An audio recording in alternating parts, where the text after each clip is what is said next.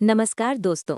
गर्भावस्था हर महिला के जीवन का एक बहुत ही खास और भावनात्मक समय होता है।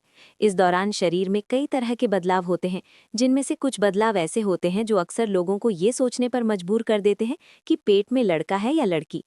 हमारे समाज में पुराने समय से ही दादी नानी कई तरह के संकेत और अनुभव बताती आई हैं, जिनके आधार पर लोग अनुमान लगाने की कोशिश करते हैं।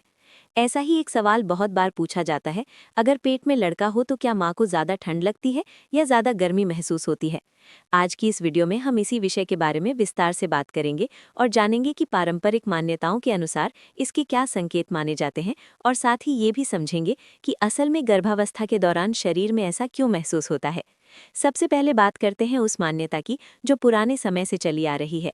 कई लोगों का मानना है कि अगर गर्भ में लड़का होता है तो माँ को अक्सर शरीर में ज़्यादा गर्मी महसूस होती है, यानी उसे जल्दी गर्म लगने लगती है, पसीना ज़्यादा आता है और मौसम सामान्य होने पर भी शरीर में गर्माहट महसूस होती है।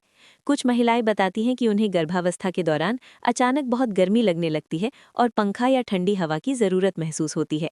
वहीं दूसरी तरफ कुछ पारंपरिक मान्यताएं ये भी कहती हैं कि अगर गर्भ में लड़की होती है तो माँ को ज़्यादा ठंड लगती है, उसे अक्सर ठंड महसूस होती है और वो जल्दी ठंडे माहौल से प्रभावित हो जाती है।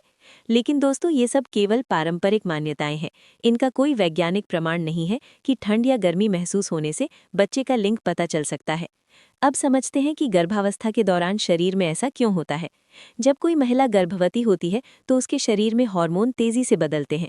खासतौर पर प्रोजेस्टेरॉन और एस्ट्रोजन जैसे हार्मोन शरीर के तापमान को प्रभावित करते हैं।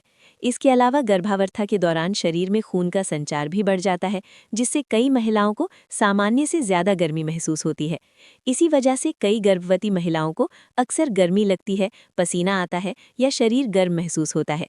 ये पूरी तरह से शरीर की प्राकृतिक प्रक्रिया है और इसका बच्चे के लड़का या लड़की होने से कोई सीधा संबंध नहीं होता।